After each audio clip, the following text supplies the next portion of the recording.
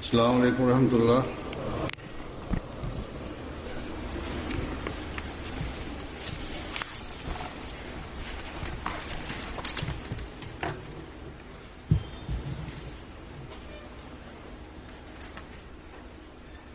أشهد أن لا إله إلا الله وحده لا شريك له وأشهد أن محمدا عبده ورسوله أما بعد فأعوذ بالله من الشيطان الرجيم بسم الله الرحمن الرحيم الحمد لله رب العالمين الرحمن الرحيم مالك يوم الدين إياك نعبد وإياك نستعين اهدنا الصراط المستقيم صراط الذين أنعمت عليهم غير المغضوب عليهم ولا الضالين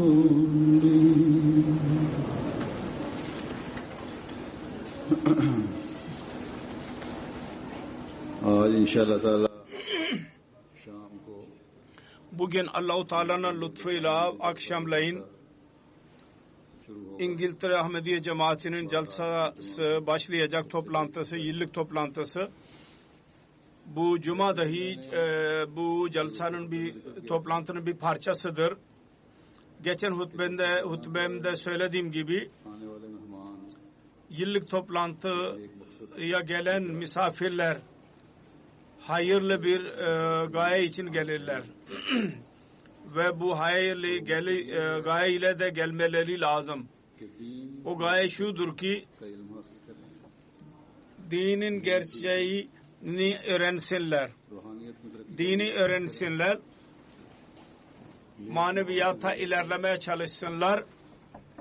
Hayırlı bir ortamın altında kendi iyiliklerini eskisinden daha güzelleştirmeye çalışsınlar. Dinlerini dünyadan üstün tutmanın bir sözü biz verdik. O sözü tamamlamanın en yüce yollarından onları öğrenerek sonra o yollar üzerinde yürümeye çalışsınlar. Kul hakları vermeye eskisinden daha fazla dikkat etsinler. Kendi dillerini zikri ilahi ile meşgul etsinler ve meşgul etmeye de çalışsınlar. Eğer eskiden beri buna amel ediliyorsa eskisinden daha fazla bunun için çaba sarf etsinler. İbadete dikkat etsinler ve onları en yüksek mertebeye getirmeye çalışsınlar. Allah ve Resulünün beyan ettiği seviyeye getirmeye çalışsınlar.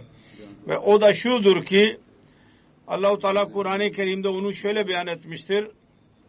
Ben cinleri ve insanları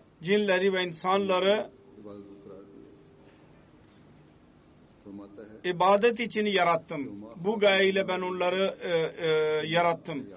Ve ma halaktul cinna vel insa illa liyabudun buyurmuştur Yüce Allah. Yani ben cinleri ve insanları kendi ibadetim için yarattım. Hz. Mesih Maud Aleyhisselatü Vesselam bir yerde diyor ki bu ayete göre asıl insanın hayatının asıl gayesi Allah-u Teala'nın ibadeti ve onun marifeti ve Allah-u Teala için olmaktır. Kısacası Jalsa Salana'ya katılan her üyenin görevi şu olmalı: bu yolculuğunu ve buraya gelmenin gayesini haliseten Allah-u Teala rızası uğruna ve onun rızasını elde etmeye çalışsın. Eğer bu değil ise o zaman yıllık toplantıya eziyet çekerek, sıkıntı çekerek ve para sarf ederek gelenler bu jalsanın gayesini tamamlayanlar olmayacaklardır. Bu çok büyük bir sorumluluktur. Jalsaya katılanlar için.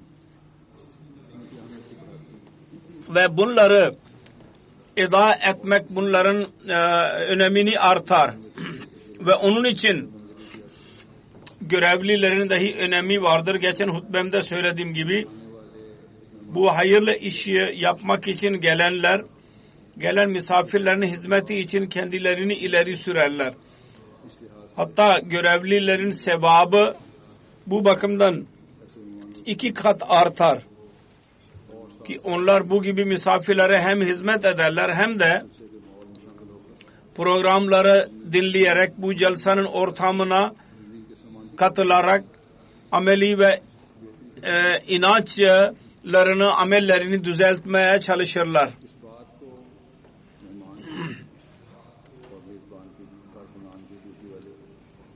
Misafirler hem de görevliler ve hem çalışanlar bunu unutmasınlar. Daima hatırda bulunsunlar. Bu 3 gün onların ameli ve itikadi iyiliğinin bir antrenmanıdır. Bundan en iyi şekilde istifade etmeye çalışın. Bunun için bütün dikkatinizle ve kuvvetinizle buna katılın. Daima kendiniz önünde o gayeleri tutmalıyız. Tutmalıyız da ki Mesih Muhammed Aleyhisselatü Vesselam onları jalsa için beyan etmiştir. Jalsanın gayesini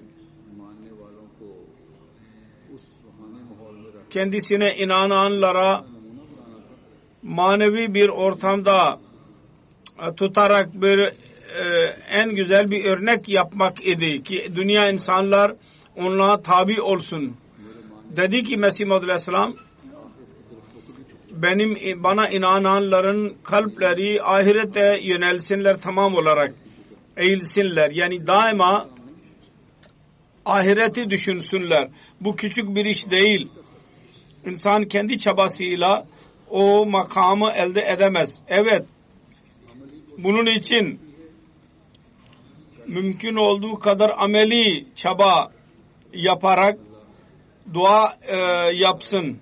Ya Rabbi, dünyanın meseleleri ve engelleri her yerde, her adımda bana engel olmaya çalışmaktadırlar. Sen kendi lütfunla beni öyle bir yol üzerinde yürüt ki senin rızanın yolu olsun.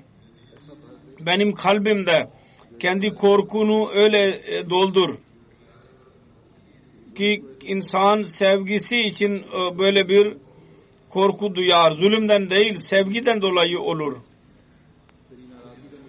Benim bir amelim seni gücendirmesin. Benim her attığım adım hayıra doğru atılsın. Sen onları yapmak için emretmişsin ve benim düşüncem nefret etsin ve senin emrettiğin, yani uzak durmak için emrettiğin şeylerden ben uzak durayım. Takva yolunda yürüyerek ben kul hakkını da vereyim ve yaratanın hakkını da vermeye dikkat edeyim daima. Sen benim hayatımın gayesi olarak beyan ettiğin şeyi elde etmeye çalışayım. Yani ibadet. Ve ibadetin en yüce mertebesini elde etmeye çalışayım. Ki sen onu kendi kullarından istiyorsun. Güzel ahlak vasıflarında dahi öyle bir örnek olayım ki onu taklit etmek insanlar bir övünç saysınlar. Onun için bu celsaya katılarak kendi dualarınız ve düşüncelerinizin bu yol üzerinde yürütmelisiniz. Allah-u Teala'nın büyük bir lütfudur üzerimizde. O bir tarafta Kur'an-ı Kerim'de ibadetin yollarını bize öğretmiştir. Onun en yüce mertebeye ulaşmak için yollarını bize göstermiştir. Aynı yerde kul hakkıyla alakalı olan ahlak vasıflarından dahi beyan etmiştir.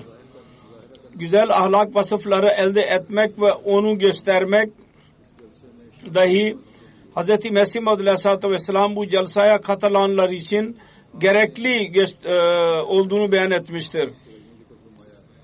Bu yüksek seviyeden bir yerde şöyle beyan ediyor. Ben doğrusunu söylüyorum ki insanın imanı asla doğru olmaz. Kendi rahatı üzerinde, kendi kardeşinin rahatını daha mümkün olduğu kadar üstün tutmadıkça imanı tamamlanmaz. Bu küçük bir şey değil. Bu yüce mertebe ulaşmak çok kolay değil. Birçok insan vardır ki diğer insanların kolaylıkla rahatlarını düşünürler. Fakat kendi kaynaklarına göre eğer kendi rahatını feda etmeden yapabilirlerse yaparlar. Fakat kendi rahatını feda ederek diğer insanların rahatını daha üstün tutsun, bunlar pek azdır. Kan akrabalıklarında dahi bazen insanlar bu gibi özveride bulunurlar. Kendi rahatını feda ederler. Ancak çok az insanlar vardır öyle. Ve her bir insan için böyle fedakarlık yapmak çok zordur. Hatta diğerlerin rahatı ile alakalı olarak Mesih Maud Aleyhisselatü Vesselam bir yerde buyurdu ki diğer insanların sıkıntısını siz kendi sıkıntınız için gibi düşünmedikçe mümin olamazsınız. Kelimeler benimdir fakat anlam budur. Mesih Maud Aleyhisselam buyurdu ki eğer benim hasta kardeşim sıkıntı içindeyse ve ben rahat bir şekilde uyuyorsam o zaman yazıklar olsun bana. Benim görevimdir ki mümkün olduğu kadar elimden geldiğince ben ona rahat vermeye çalışayım. Eğer din kardeşim kendi bana karşı sert konuşursa o zaman eğer ben bilerek ona karşı sert davranırsam o zaman bana yazıklar olsun. Benim görevim şudur ki ben sabır göstermeliyim ve onun için ağlayarak dua etmeliyim ki Ya Rabbi bu manevi olarak hastadır. Sen onu ıslah et. İşte bu yüksek seviyedir. Allah-u Teala onu Kur'an-ı Kerim'de bize emretmiştir. Ruhamâ'u beynehum buyurmuştur. Müminler birbirleri için merhametli olurlar ve merhametli hislerinden dolayı birbirlerinin eziyetini hissederler ve hissederek ameli çaba dahi sarf ederler ve dua ederler. Kısacası bizim mutlaka bunu araştırmalıyız. Aramızdan bu yüksek seviyeye çalışan kaç tane insan vardır? Eğer biz buna amel etmeye başlarsak o zaman küçük olsun büyük olsun hepsi yok olabilir. Kişisel bencillikler takva olmadığı zaman olur. Allah korkusu olmasa o zaman olur. Kişisel faydalar diğerlerinin faydalarından üstün tutulduğu zaman bu olur. Bu takva her insanın görevidir. Her insanın görevidir. Kendisini Mesih Maud Aleyhisselatü Vesselam'ın cemaatine isnat eden her bir insanın görevidir bu. Her insanın görevidir. Celsaya katılan her insanın görevidir. Çünkü eğer Mesih Maud Aleyhisselatü Vesselam'ın dualarının varisi olmak istiyorsanız, celsanın bereketlerinden feyiz bulmak istiyorsanız, O zaman bütün kavgaları yok etmelisiniz. Bunlara amel etmelisiniz. Biz şanslıyız ki bize Mesih Maud Aleyhisselatü Vesselam her adım başında bize yol göstermektedir. İslamiyet'in gerçeği ve takvayı öğreniyoruz. Biz dağınık Müslümanlar gibi değiliz. Onlar bilmezler ki kimin arkasında yürüyelim ve kimin arkasında yürümeyelim. Onlara yanlış yol göstererek sözde onların liderleri ve din liderleri birbirlerini öldürmek görevini kendilerine vermişlerdir. Onun için onlar için dua edin ki Allah-u Teala onlara akıl versin ve bu kendi sevgilerinden dolayı Allah-u Teala'nın gazabını çekmesinler. İslamiyet'in yanlış düşüncesi dünyanın gözünün önüne koyarak İslam ve Resulullah sallallahu aleyhi ve sellem'in adını kötüye çıkarmayalım.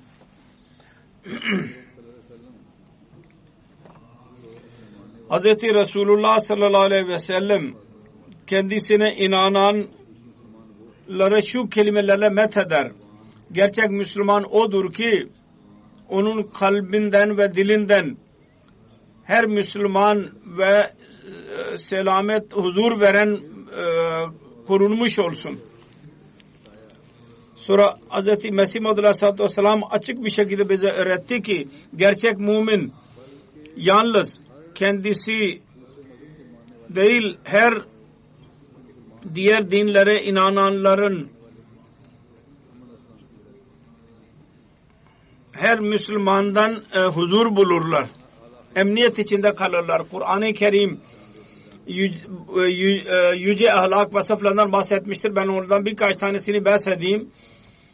Birincisi şudur ki niye sizin aranızda güzel ahlak vasıfları olmalısınız? Dedi ki kuntum khayr ummetin ukhrijat lin-nase ta'muruna bil ma'ruf ve tenhauna anil munkar. Siz en hayırlı cemaatsiniz. Sizi cemaatin insanların faydası için yaratıldınız. Siz insanlara yol gösterirsiniz iyi ve kötülüklerden alıkoyarsınız. Bu bir müminin alametidir. Müslüme ümmetinin üyesi olmanın alameti budur ki hayırı tavsiye etsin ve kötülüklerden alıkoysun. Diğer insanlara fayda verenler olsunlar ve zarardan korumaya çalışsınlar. Keşke Müslümanlar bunu anlasınlar ve görevlerini vermeye çalışsınlar. İslamiyet adı altında insan kan dökerek İslamiyet'in güzelliğini lekelemesinler. Bunlar Mesih Maud Aleyhisselatü Vesselam'ı inkar ettiler. Yok en az onların liderleri onu yaptılar. Onun için bunlar yol göstermezler ve bunlara yol gösteren yoktur. Mesih Maud Aleyhisselatü Vesselam'a inanmadıkça. Bugün en hayırlı ümmet olarak bu görevi yerine getirmek verilmiştir.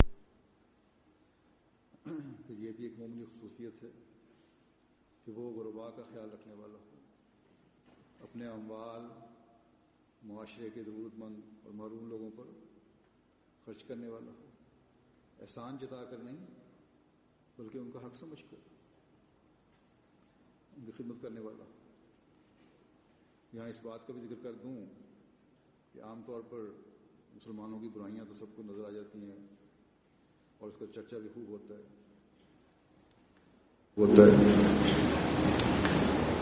खूबियों की तरफ अगर कोई खूबी है कोई तवज्जो नहीं देता। गुज़श्ता दिनों लोगों ने किया, किसी मुसलमान ने नहीं किया कि दुनिया में सदका और खैरात और चैरिटी देने वाले कौन लोग हैं जो ज्यादा हैं। तो ये बात सामने आई कि खुदा ताला को मानने वाले, किसी मजहब को मानने वाले ला मजहबों और खुदा ताला को ना मानने वालों की निस्बत ज्यादा सदका खैरात करते हैं और मुख्तलिफ मज़ाहब के मानने वालों के मुसलमान सदका और खैरात दूसरों से ज्यादा करते हैं। ये नेकी है ये नेकी है मुसलमानों में सदका खैरात के हुक्म की वजह से। खुदा करे फिर अल्लाह ताला फरमाता है दूसरों को अपने नफ्सों पर तरजीह दो। हज़रत मसीह अलैहिस्सलाम ने फरमाया कि जलसे का एक मकसद ये भी है कि जब बेशुमार लोग एक जगह इकट्ठे हों. Şudur. Birçok insan bir yerde toplandıkları zaman bazı ihtiyaçlar söz konusu olur. Böyle bir durumda gerçek bir Ahmedi'nin görevi şudur. और मोहब्बत और इसार का नमूना दिखाए, न सिर्फ कुर्बान करे बल्कि इस नमूने में मोहब्बत और इसार भी टपक रहा हो. फिर अल्लाह ताला को आजिज़ी बहुत पसंद है. एक मोमिन को आजिज़ी की तलकीन की गई है. बहुत से मसाइल मुआशरे में इसलिए पैदा होते हैं और जब बहुत सारे लोग इकट्ठे हों तो बाज़ लोग पैदा हो जाते हैं कि तकब्बुर उन मसाइल को हल करने से रोक रहा होता है.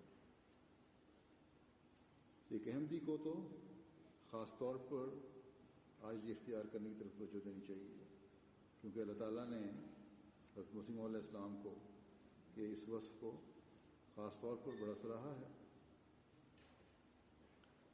और फरमाया कि तेरी आइज़ाना राहें उससे पसंद आई. बस जब हम आपकी तरफ मंसूब होने का दावा करते हैं तो इन औसाफ को अपनाने की तरफ भी ख़ास तवज्जो देने की ज़रूरत है. इसी तरह हुस्न ज़न्नी है, सच्चाई है, सच्चाई का इजहार है, doğruluktur. Doğruluğu göstermektir ve her durumda doğru olmalıyız. Allah-u Teala der ki o kadar yüce olsun doğruluk ve insaf o kadar olsun ki eğer kendiniz aleyhinde ve sevgili insanlar aleyhinde dahi söz söylemek gerekiyorsa söyleyin. Fakat doğruluğu asla terk etmeyin. Affetmek, sabretmek, bütün bunlar hayırlardır. Bunları benimsemeliyiz. Ve böyle bir durumda bunları birçok insan olursa o zaman bunlar belli olur. İnsanın ahlakı bu gibi durumlarda ortaya çıkar. Mesih Muhammed Aleyhisselatü Vesselam kendisine inananlara Kur'an-ı Kerim'in talimatı ışığı altında bunları benimsemelerini tavsiye etmiştir. Sonra adalet ve ihsanın yüce vasıflarına dikkatimizi çekilmiştir ve adıl ve ihsan Kur'an-ı Kerim bunu beyan etmiştir. Başka hiçbir kitapta öyle bir şekilde beyan edilmemiştir bunlar. Düşmanın düşmanlığı dahi sizi adalet ve insaf yapmaktan, ihsan yapmaktan alıkoymasın. İşte bu bir Müslümanın özelliği budur ve olmalıdır da. Ve bütün bu hayırları benimsemek bize emredilmiştir. Mesih Muhammed Aleyhisselam der ki celsada insanlar çok gelirler. O zaman güzel ahlak vasıflarını tam olarak göstersinler ve insanın ahlak vasıfları bu insanlar bir yerde bulunduğu zaman belli olur. Eğer ahlak güzel vasıfları belli edilirse o zaman İslamiyet'in güzel talimatını ileri sürenler olacağız biz. Bu örneklerdir.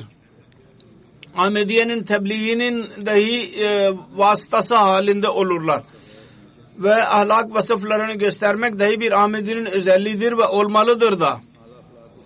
Birçok insan bu güzel ahlak vasıflarını görerek cemaate yönelirler.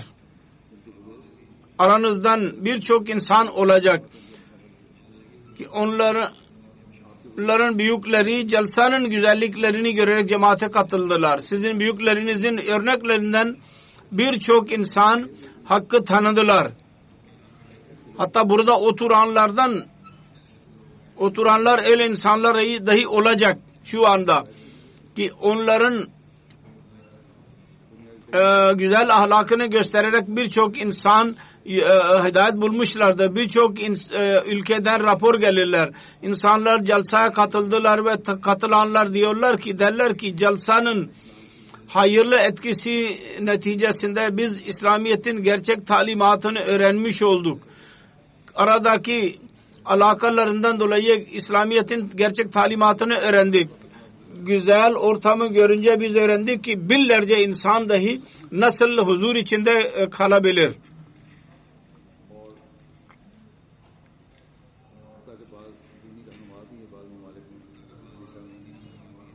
Din liderleri dahi bazı ülkelerde eskiden bize muhalif edenler dahi bir yol bularak celsaya getirildiler. Muhalefet etmemeye başladılar. Hatta biat ederek cemaate dahi katıldılar. Muhalifler dahi etkilenirler. 2 ay önce Almanya'da dahi celsa oldu. Gayrimüslim bir karı koca geldiler. Komşu ülkeden. İslamiyet'in güzel etkisi yoksa onlar üzerinde muhalif idiler. Ahmedileri tanıyorlardı. Dediler ki gelin haydi gidelim bakalım. İslamiyet huzur veren bir dindir. Biz de görelim bir bakalım acaba doğru mu yanlış mı? Niyet buydu ki giderek itiraz edecekler ve etkilenmeyecekler.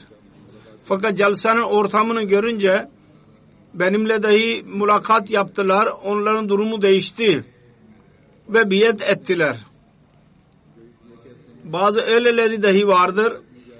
Derler ki biat alındığı zaman biatin manzarası öyle bir durum yaratır ki gayri iradi bir şekilde istemeyerek dahi biz biate katılırız. Eğer bizim örneklerimiz değişik olursa yahut insanların çoğunun örnekleri kötü olursa o zaman bu manzara biat manzarası onları etkileyemez. Yahut gelip geçici her hayırın bir gelip geçici etkisi onun kalplerini çekemez.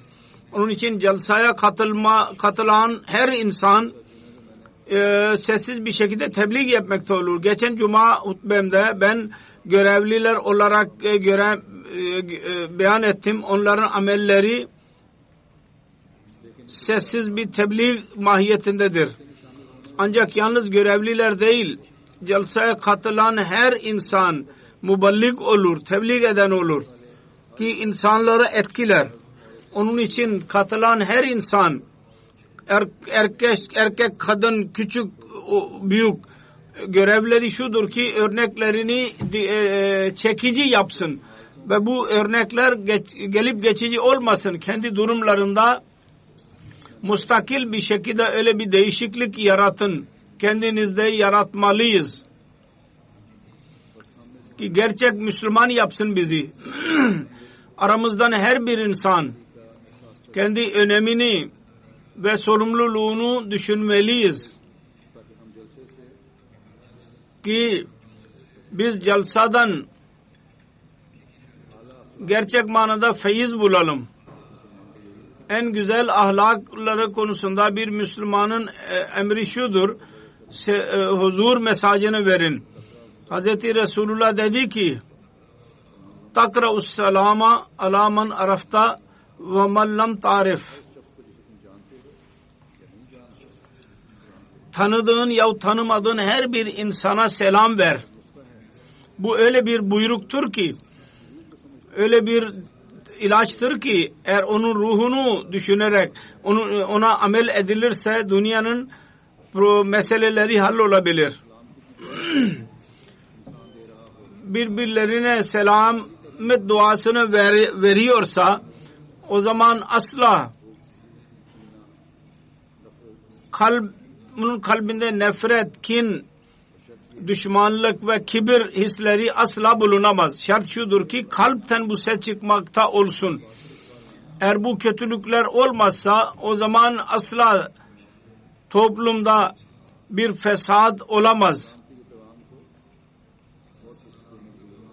Selametin mesajını genişletmeliyiz. Ve İslamiyet onu genişletmiş oldu.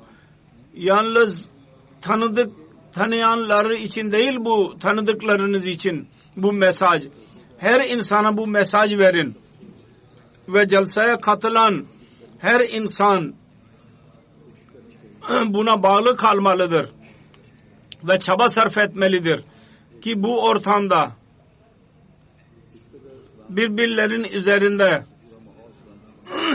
selam söylesinler ki bütün ortam selamet olsun ve biz Allah-u Teala'nın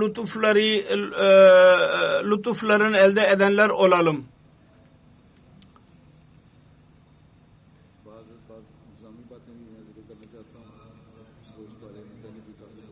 Ben başka bazı sözler dahi söylemek istiyorum yönetsel olarak. Daha önce de dikkat vardır ama nispeten, fakat yine de hatırlatmak için söylemek istiyorum. Özellikle çocuklar, birlikte çocuklar olan erkekler yahut kadınlar, 7, 8, 9 yaşındaki çocuklar dahi erkekle birlikte olurlar. O kadar küçük olmadılar ki onları avutmak için erkekler dışarı çıksınlar ve celsenin toplamı esnasında çocukları avutsunlar.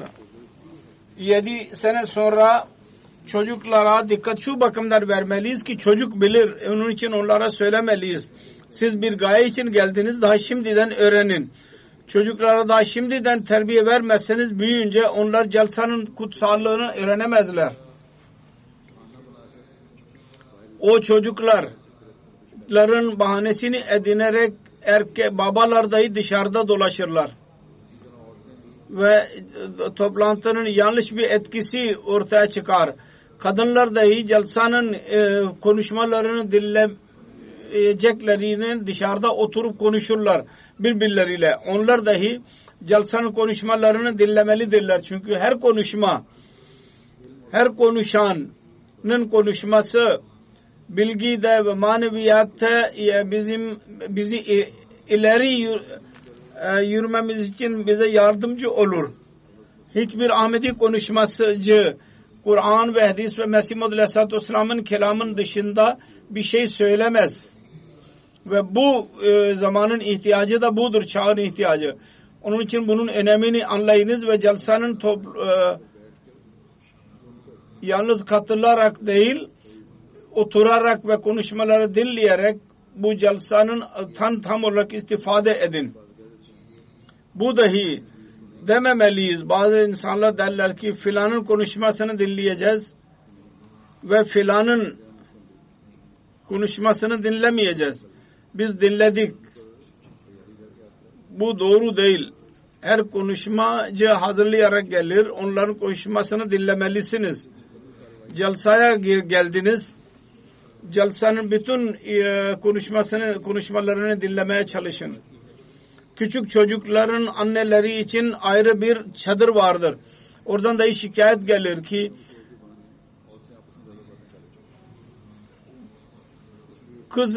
çocukların bahanesiyle kadınlar birbirleriyle konuşurlar. Lacna dahi buna dikkat etmeli. Kadınlar dahi buna dikkat etmelidirler. Eğer susarlarsa kadınlar çocukların gürültüsü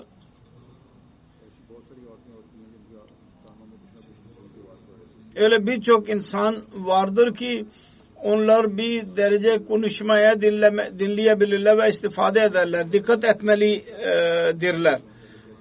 Ben tekrar hatırlatmak istiyorum. Daha önce de söylediğim gibi kendi görevlerini en güzel bir şekilde yapmak için dikkat edin tam olarak. Küçük düşünmeyin. Koruma görevlileri için dahi dikkatli bir şekilde göz etmeleri lazım. Her şeyi dikkatli bir şekilde bakmaları lazım. Hiçbir şeyi küçük zannetmeyin. Ve koruma görevlileri dışında dahi diğer görevliler dahi kendi her dört tarafa baksınlar ve gözetlesinler ve katılanlar dahi her Ahmedi bizim koruma Ahmediye cemaatidir. Her Ahmedi'nin görevidir ki kendi çevresini gözetlesin ve dikkate şayan bir şey varsa hemen görevlilere söyleyiniz. Sonra insanların çoğu olduğu zaman kalabalık esnasında sabır göstermek lazım. Aynı şekilde koruma kalabalığı esnasında uyanık olmalıyız. Böyle durumlarda dahi bazen bazı olaylar yaşanır. Onun için çok dikkat edin. Sonra katılanlar, görevliler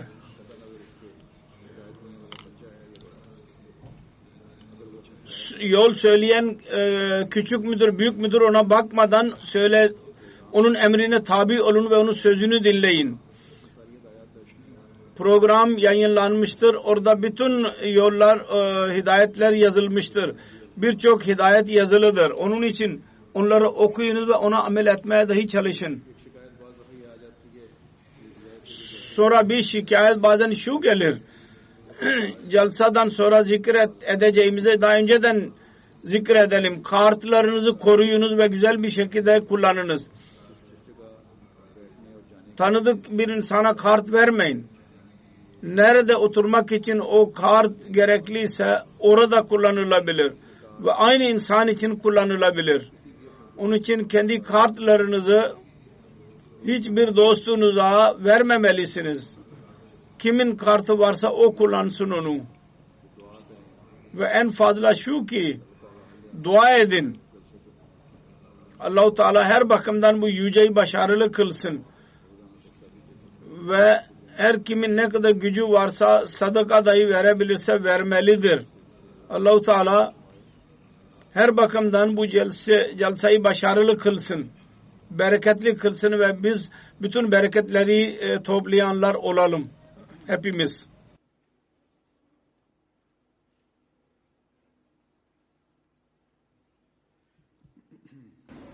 Elhamdülillah, elhamdülillah, nahmaduhu ve nesta'inuhu ve nestağfiruhu ve nu'minu bihi ve netevekkalu aleyh ve na'udzu billahi min şururi enfusina ve min seyyiati a'malina.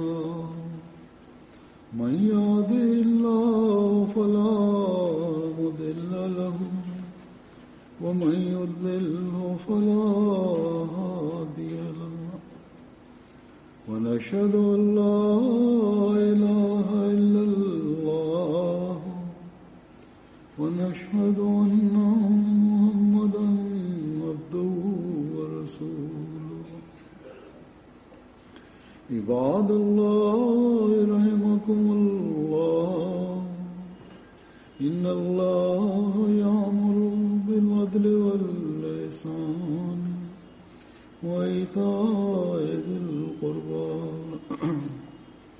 وينهى عن الفحشاء والمنكر والبغي يعظكم لعلكم تذكرون. اذكروا الله يذكركم وادعوه يستجب لكم ولذكر الله